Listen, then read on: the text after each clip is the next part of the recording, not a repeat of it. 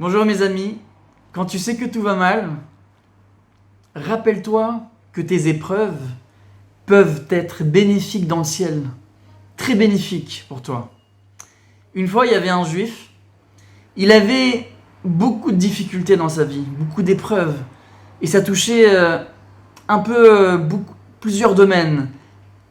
Pour lui et ses membres de sa famille, ça touchait la maladie, chas shalom. Ça touchait aussi le côté financier, il était très pauvre, et ça touche également le moral, et plein d'autres domaines dans le quotidien, des difficultés, la tristesse. Et cet homme-là ne savait pas pourquoi ça lui arrive tout ça.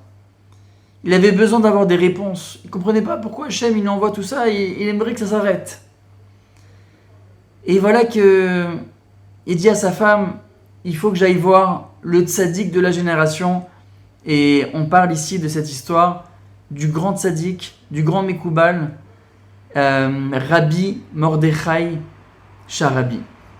Alors, pour juste vous situer en 2-3 mots avant de commencer l'histoire, Rabbi Mordechai Sharabi, il faut savoir que avant que Baba Saleh vienne en Israël et que tout le monde aille chez Baba Saleh, on allait chez Rabbi Mordechai Sharabi.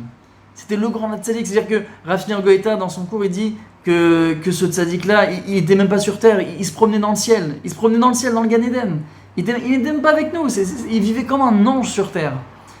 Et pour donner 2 exemples assez extraordinaires, premier exemple, ça c'est son shamash qui le raconte. Donc son shamash qui a vécu avec lui pendant des années, c'est qui son shamash? C'est Rav Shmuel Shmueli. Il raconte 2 choses. Première chose, que le tzaddik, il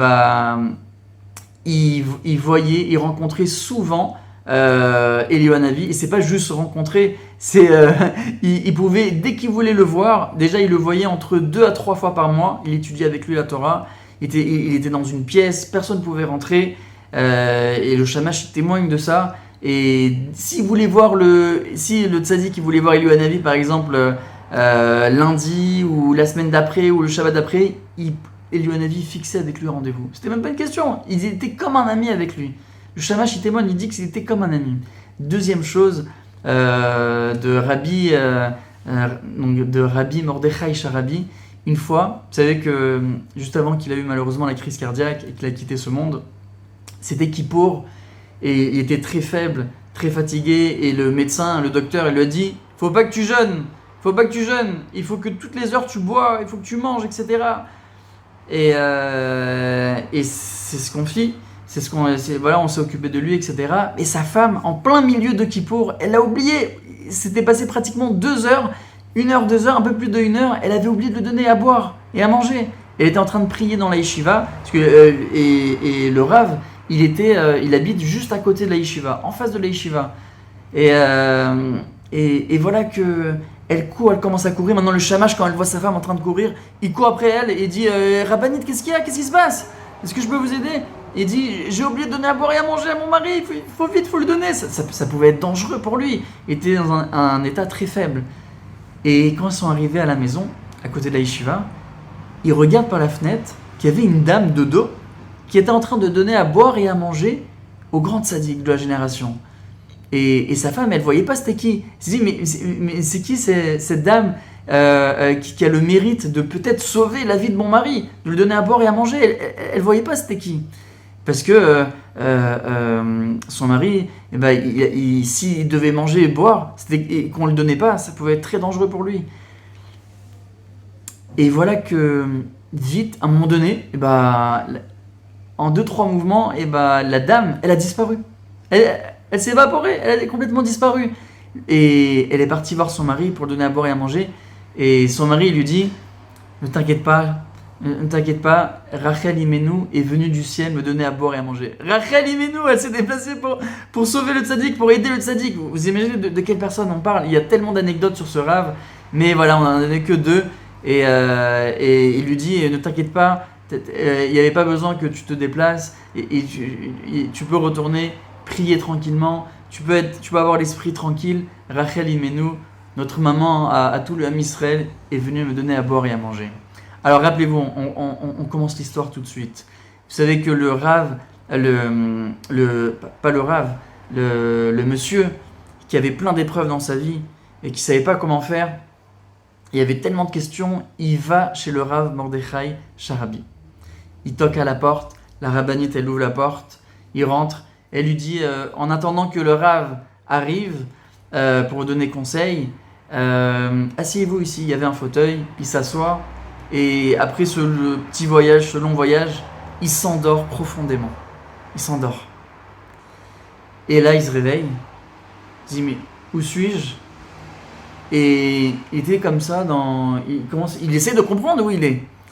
Et là, il faut savoir, je vous explique le décor un petit peu, il y avait un silence total, il n'y avait pas un bruit, il n'y avait pas une âme, il n'y avait pas une neshama. Il était en fait dans le ciel, je vous le dis, il est dans le ciel, pour vous situer un petit peu, mais il n'y avait même pas une âme, rien.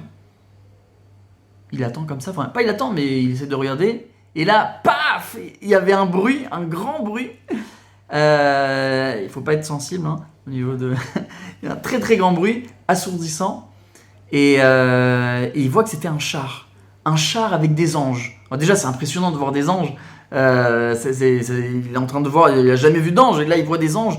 Il raconte qu'ils étaient blancs comme neige, pur, très très très très très blanc. C'est même le blanc que nous on connaît. C'est pas assez blanc par rapport à ça. Dans l'autre monde, c'est des couleurs beaucoup plus rayonnantes, beaucoup plus puissantes. Et il y avait plein de chars comme ça qui allaient dans une direction, et ils regardent, et hop, ça disparaît de l'horizon, de son horizon, de sa vision, de son champ de vision. Et là, il y a encore des chars qui arrivent, encore des chars. Donc au début, ils voyaient des beaux anges, blancs. Il y en a, ils étaient forts. Il y en a, ils étaient un peu moins forts, un peu plus fatigués. Un peu comme quand on fait Modéani des fois. Des fois, quand on fait Modéani, on est content. Modéani, on est content, on dit merci Hachem, de m'avoir redonné mon âme. Aujourd'hui, une nouvelle journée. Et des fois, on fait un Modéani un petit peu fatigué. Modéani, des fois, il est où ma kippa? On n'est pas dedans, les frérots, on n'est pas dedans. Alors, on crée des anges forts ou des fois un peu moins forts, un peu fatigués. Et là, il a vu par contre des chars qui arrivaient, un peu moins beaux, les frérots, un peu moins stylés. Ils étaient de couleur noire, terrifiants même, et c'était pas beau à voir. Et ils allaient tous dans la même direction. Alors lui, il s'est dit, de toute façon, ça l'a intrigué. Il s'est dit, mais c'est quoi? Il a pas compris où il est, pourquoi il est là. Il commence à suivre ces chars-là, parce que de toute façon, il n'y a rien derrière, c'était vide à l'infini. Il commence à marcher, et à un moment donné, il arrive dans une place. Et il voit que les chars, comme il s'est un petit peu plus approché des chars, il y avait des mitzvot, comme une pancarte, tzedaka, Shabbat. Chaque char, il avait une mitzvah. Et de l'autre côté, il y avait des chars avec des averot, bitul Torah, la jalousie, etc. Comment on dit ça, la profanation du Shabbat. Il commence à regarder, et au milieu de la place, il y avait une grande balance, une très grande balance, immense. Et là, il voit que les anges blancs, ils allaient d'un côté de la balance, et les anges noirs de l'autre côté de la balance. Et on lui fait comprendre que c'est son jugement à lui, en fait. Il n'avait pas compris jusqu'à là, c'est son jugement à lui. Il s'est dit, ouais, je vous dis, il a commencé à avoir peur. Il a commencé à avoir peur parce que c'est son jugement à lui. Vous savez pourquoi il a commencé à avoir peur? Parce que quand il est en train de regarder la balance, on sait tous très bien que s'il y a plus d'anges, c'est-à-dire qu'on a fait plus de mitzvot dans notre vie, tout va bien, c'est Gan Eden.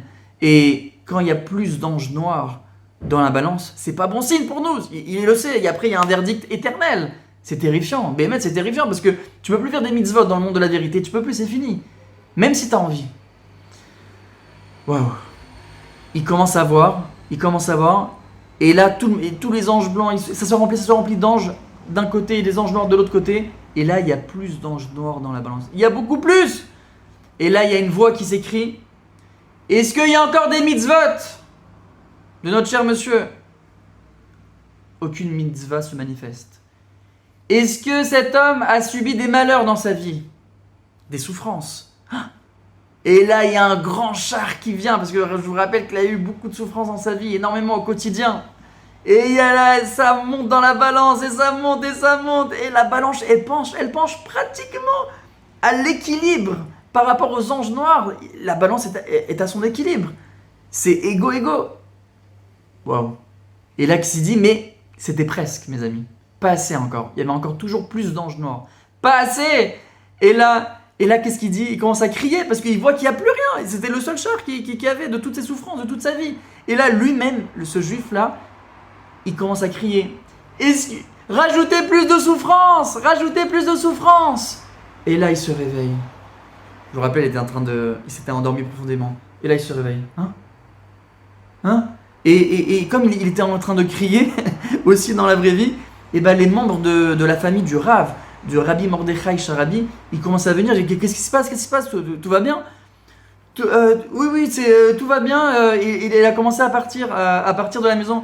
Et la rabbinite, elle lui dit, mais vous voulez pas voir le Rav? Vous êtes venu pour voir le Rav, n'est-ce pas?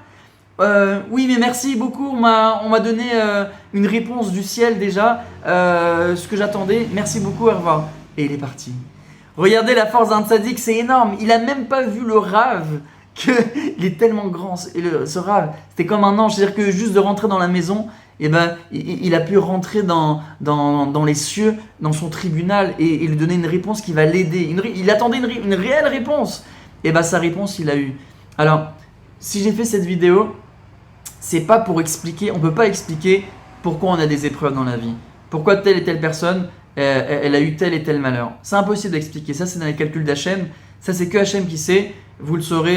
Des fois, on comprend pourquoi on a eu nos épreuves. Et ça peut être un an après, une semaine après, des fois à la fin de la vie. Des fois, même après toute une vie, on comprend pas pourquoi on a eu les épreuves. Et même quand on comprend, on va pas comprendre tout l'envers du décor qu'Hachem seul le sait.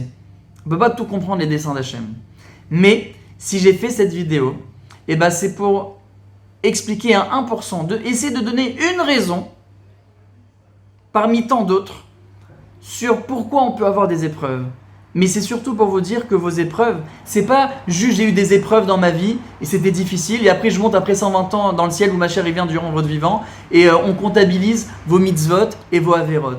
Pas du tout, c'est pas ça. Vos épreuves, ça compte aussi. Ça compte dans la balance et c'est bénéfique pour vous. Et regardez dans cette histoire, toutes ces épreuves, ça l'a aidé à presque avoir un jugement favorable. Et quand il a dit rajouter des épreuves, heureusement que c'était pas réellement son jugement ici. Voilà, c'était un rêve, c'était un message du ciel pour l'aider. Et maintenant, même si c'est très difficile les épreuves, et on souhaite à personne des épreuves, on souhaite que même à ce monsieur qu'il n'aura plus d'épreuves, mais au moins il a eu une petite réponse, une légère 1% de pourquoi il avait des épreuves et que en tout cas c'est bénéfique pour lui. C'était un petit côté positif sur ces épreuves. Alors ça lui a donné des forces pour surmonter de manière à être plus fort lorsque il va avoir des épreuves au quotidien. Il va avoir cette image de la balance. Mais ne vous inquiétez pas, Hachem, il va nous donner une vie facile à nous tous, Bezrat Hachem. C'est ce que je souhaite en tout cas à tout le Ham Israël, la réussite, l'abondance, spirituellement et matériellement, et toutes vos bonnes demandes. Et on voit ici, là, en tout cas, la grandeur du Rav Mordechai Sharabi. On voit aussi, encore une fois, le thème des épreuves, et que c'est pas en vain. C'est pas en vain. Quand vous avez une épreuve difficile, tu trouves pas ton shidour, t'es en train de, je sais pas, tu fais des études et que tu dois redoubler, ce n'est pas en vain. Ce n'est pas en vain. Pensez à cette grande balance. Pensez à que ça peut annuler des mauvais décrets. Ça peut annuler. Regardez les tzadikim. Regardez Avraham Avinu. Et vous savez que Avraham Avinu, sans ces 10 épreuves, ça aurait pas été Avraham Avinu. C'est-à-dire que grâce à ces 10 épreuves, combien il s'est élevé, combien il s'est rapproché d'Hachem. Grâce à cela, il y a une alliance éternelle avec Akadosh Baruch Hu. Mais Avraham, avant les épreuves et après les épreuves, c'est pas le même Avraham.